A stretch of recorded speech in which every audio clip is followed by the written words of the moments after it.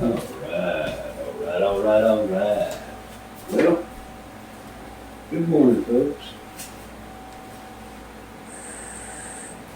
I reckon that's around 9 o'clock in the morning, Sunday morning. Got up this morning, made bed up. Third cup of coffee in the morning.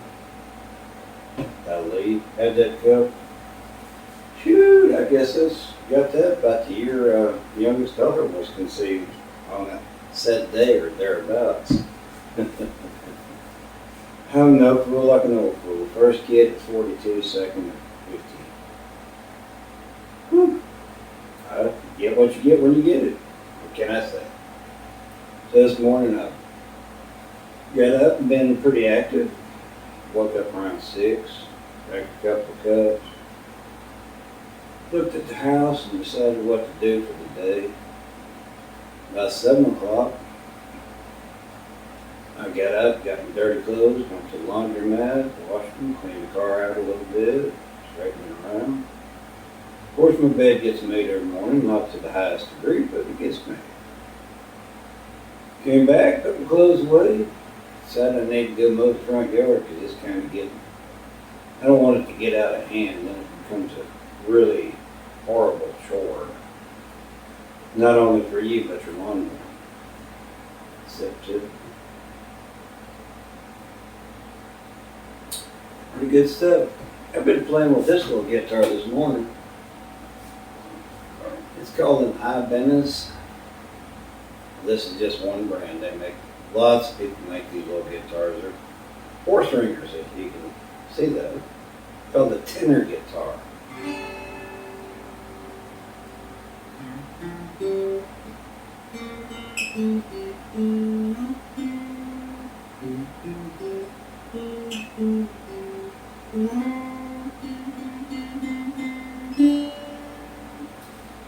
And they're made back in the 20s and 30s before they had a lot of amplification and stuff like that, electric guitars and such. And they were meant for jazz combos. They went with the old banjo type blues, jazz type music, and they matched well and came above tenor banjos and stuff like that they were playing at the time. And it has a nice little sound. It's not as rich as a full-fledged guitar. And it's tuned different. It's tuned brain fry. Anyway, mine's tuned to C. And each fret is a fifth instead of a fourth or a third, depending on how you tune your guitars. C, A, I'll get it later. I don't forgot. Brain's right. I play my regular guitar a lot more. I do like this one. It does have a good sound to it. Let me see, what else can we get it?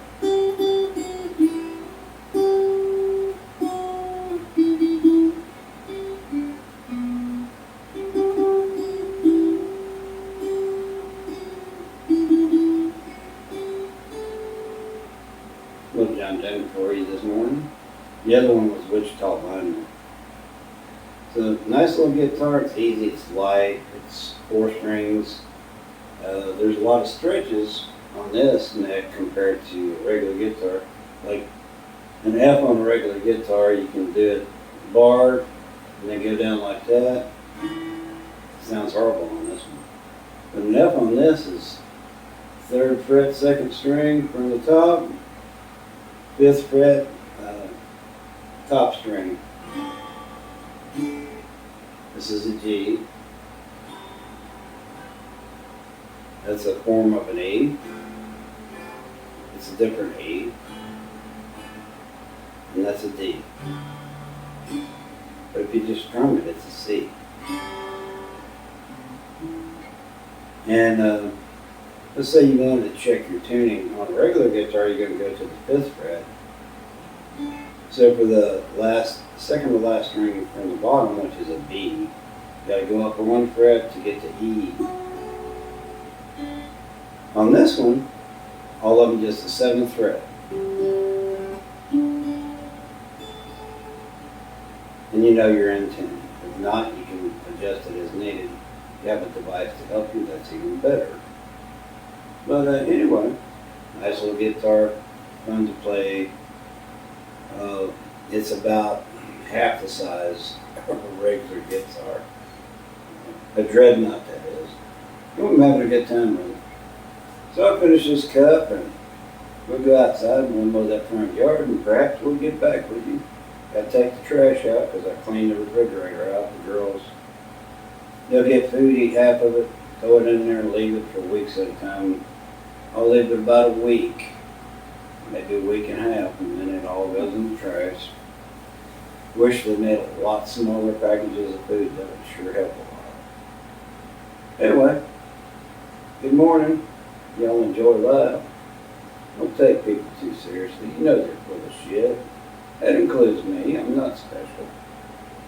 So I'll get out later and I'll take my wet dry vac and I'll go out and vacuum my car. Oh, I haven't showed you that car.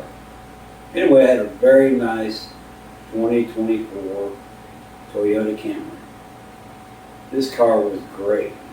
I mean, it's a wonderful car. I haven't found any fault with it except this one thing. It's too damn low to the ground. It scrapes every time you go over a pebble. So the payments and the insurance, I didn't do my research before I bought it. It has one of the highest insurances of any car out there. Just for me driving it and being on the insurance, full coverage of course, it was finance. $333 a month was the cheapest damn insurance I could find. When you got a damn near $700 a month payment plus $330 a month for insurance, that's $1,000 a month, way too high to be driving. I just go from here to work 99% of my time. Once in a great while, I'll drive from here to San Antonio and back. Problem is that's my visitation with my 14-year-old. And the ex-wife don't give a shit to help me do anything. I got to drive all the way down there and come back. And that's Saturday. We'll get back here around 1 or 2. And by noon the next day, we'll get her back because it takes 5-6 hours, depending on traffic, to get back down there. I'll end up getting back around midnight. And by 7 o'clock in the morning, my butt better be up and ready to go to work because the boss don't care. They never do. Of course, for their own time out and their own family, they care. Neither here nor there, that's the way life is. So I'm getting old and it's affecting me a lot more than it used to when even 5 years ago. And man, it takes me half a week just to recover because you get less sleep. And then you got to get your tail up and work a 12, 13, 14-hour day. And then when you get Wednesday off, you finally get to rest and you don't get shit accomplished around your house because you're so damn tired. So I'm going to cut that down to once a month, unless there's a holiday in that month, and then I'll do the holiday.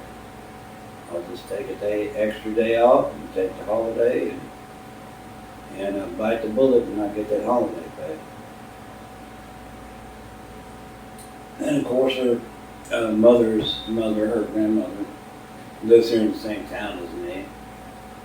So she'll want to come down up, because we're north and east of San Antonio, 251 miles, downtown to downtown. And with this, if she's coming down for the holiday, we'll call that good instead of putting miles on the car. So anyway, we're talking about Toyota. Beautiful car. So I called an old dealership that I've had a lot of dealings with over the years. Bought my first car back there in, oh my goodness, 2002. I bought a nice little Chevy Cavalier. The only car my ex-wife ever drove she hasn't wrecked. And her and the oldest daughter went over to the Philippines to get her son. And they stayed a good 3-4 months. I was biting the bullet here, sleeping in that Cavalier every day. Didn't want to pay rent if it was just me at the time, because you all the money you gotta put out for visas and physicals and interviews and doctor's appointment, all kind of crap you gotta do to get someone here legally. And you wonder why we're pissed off when somebody just gets to walk across. Here's a check, here's a card, here's a free hotel room. If you bring somebody here legally, you gotta take care of them for a minimum of 10 years if they live with you one day, or they get off the airplane and get in the car with somebody else. Just the way it is. So, we're letting people just walk across, give them all the benefits, free food stamps, free cheap housing, all kind of breaks. They work for cash, they don't pay taxes. They never put a penny in the hat. Yet the government's letting them grab every damn penny that's in there without ever having earned anything here. I'm ranting. That's just the way it is, though. That's why we get pissed when a son of a bitch comes here and thinks his country's great and he's going to wave his flag and destroy our shit in our cities and protest when they've never done a damn thing to help this country. They haven't even done anything to help their own damn country. God, people, do some adulting. I'm ranting, huh? Oh well, sue me. Anyway, I'm gonna finish this cup off. I'm gonna go mow the front yard and the side yard. Try to keep on top of it because we're in one of them weather patterns that happened like in 2005. I remember that year well because I was running a feed truck out to ranches and delivering creek feed, which is big old cubes they feed the cows. And they got these big old silos, if you'll call them that. They're smaller than the ones you're going to see in the farm pictures from the Midwest. You call them feed bins around here. You go there, you got a big boom that goes to the top. You open the door. All the stuff in your trailer goes into the feed bin. You put your boom down, you close the door, and they got these little feeders on the back of their pickups. Flatbeds usually, little one-ton flatbed. They got a feeder and they got these big old troughs out there in the pastures. And during bad weather, cold weather, not only will they take them a big old 2,000-pound rolling bale of hay, they'll take an old feed truck and they got a trough that's a quarter-mile long. And they'll fill that bad boy up, and that supplements that hay from them cows. Helps them stay healthy during the winter. But, yeah. Anyway, I was out there filling them up, man. I'd be out there in a flat-ass pasture. Cows looking at me like I was crazy driving a semi out in the damn pasture. Standing in water halfway to your knee, running that truck, trying to fill up that feed bin. And if you're real lucky, they didn't have to attach the tractor and a chain to pull you out of there. But yeah, you know, the old people used to tell me, boy, we got a 7, 14, and 21-year weather cycle. He said, if you're a smart man, you'd read the Bible and you'd see what Jacob did over in Egypt. Because God told him in 7 years, we're going to have a drought in the land and ain't no food going to be growing. So what I want you to do is, I want you to take 10% of that harvest every year for the next 7 years, and I want you to put that back. And when the hard times come, folks will be coming to you to get food. So y'all just get richer and richer, and they'll get poorer and poorer because they didn't plan ahead. They didn't listen to me. Ain't nothing changed. You don't put, and all these churches will tell you, oh, you're supposed to give the church 10%. The Bible don't say give the church 10%. It says put it back. The only thing the Bible says about giving money to the church, the poor, the needy, the sick, is a worker's worth his pay.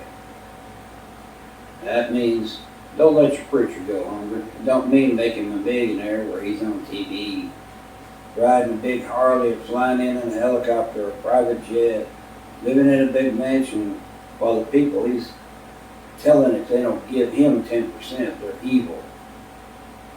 Yeah. And you say scam artist? That's my opinion. Sounds like a politician, doesn't it? Anyway, y'all have a good Sunday, and we can get mowed and get a good shower and get the oldest daughter off to work. I'm probably gonna leave here in Palestine, go down to Crockett, see my old buddy. I've known him since '74. That poor son of a gun, man, him and his wife, they've been married since probably '76, '77. Hell, they ain't even living together now. It's the second go around that I know of. Where she just decided she wanted to move off and have her party fun, and he won't divorce her because he's afraid he'll lose everything, including his retirement. So I can't imagine being married and not really having a wife. Don't make sense, do it? That's the world we live in, boys and girls. You want it to make sense, you better just shoot yourself now and get it over with, because it ain't never made sense and it never will. But anyway, have a good Sunday. Y'all be good. We're just gonna go we're gonna come back in after the mowing and clean up. I'm gonna get I got some hamburger I thawed out overnight. I'm gonna fry some hamburgers, put a little rib rub on them. Eat me a hamburger with a little horseradish mustard. Drink a big old glass of ice tea. But we'll talk to y'all in a bit. Y'all be good. Bye-bye. Well, I'll be a son of a gun.